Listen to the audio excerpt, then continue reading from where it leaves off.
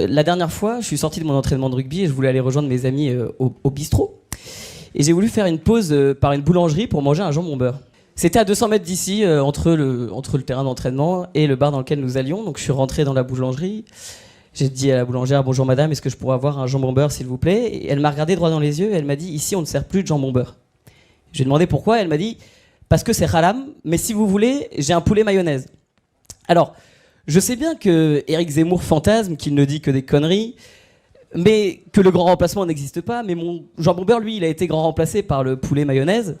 Et donc je voulais savoir, si je vote Mélenchon, est-ce que je pourrais recommencer à manger des jambons beurre dans la boulangerie à 200 mètres d'ici, à Paris Intramuros, ou est-ce que non, parce que c'est pas possible ou parce que vous vous en foutez? Je connais le quartier, hein. J'ai eu mon siège là, dans la rue, là, c'est pas halal, c'est cachère. Non mais bon, il y a une rivalité, hein, faut... Ouais. Non, ben vous avez pas eu de bol, quoi. Ça, c'est la première leçon que je tire de votre anecdote. Alors, est-ce que moi, président, vous pourrez avoir du jambon beurre? Bah, s'ils en vendent, oui, hein.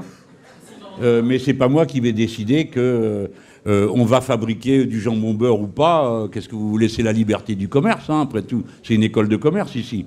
Alors, après, ce que je peux faire, je peux être un peu sournois, je me mets d'accord avec vous, hein, et on décide de bloquer le prix du jambon beurre et d'augmenter celui du poulet à la mayonnaise. On va déséquilibrer la liberté de l'offre.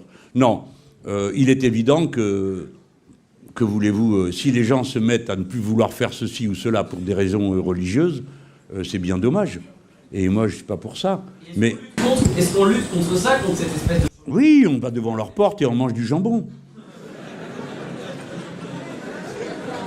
Mais sinon, dites-moi ce qu'on fait. Ouais, attendez. Mais moi, attendez, je comprends ce que vous voulez me dire, hein. Je plaisante, vous-même, vous plaisantiez, vous avez dit que c'est une anecdote plaisante. Bon, alors je la prends pour ce qu'elle est, une anecdote plaisante, je vous réponds. Qu'est-ce que vous comptez faire? Je vais quand même pas aller de boutique en boutique, envoyer mes Pandores, dire: eh là, il n'y a pas de jambon beurre, comment ça se fait? Vous êtes en suspect. Bon, et puis après, le vendredi, je vais aller dans le restaurant, dire quoi? Il n'y a pas de viande, il n'y a que du poisson, bigot. Bon, on peut pas.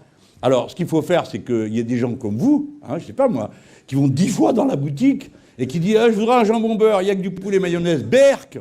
Et vous partez. Et vous revenez avec votre copine, avec votre copain, avec qui vous voulez. Bon. Mais ça s'appelle l'offre de la loi et de la demande. C'est moi qui dois expliquer un truc pareil ici?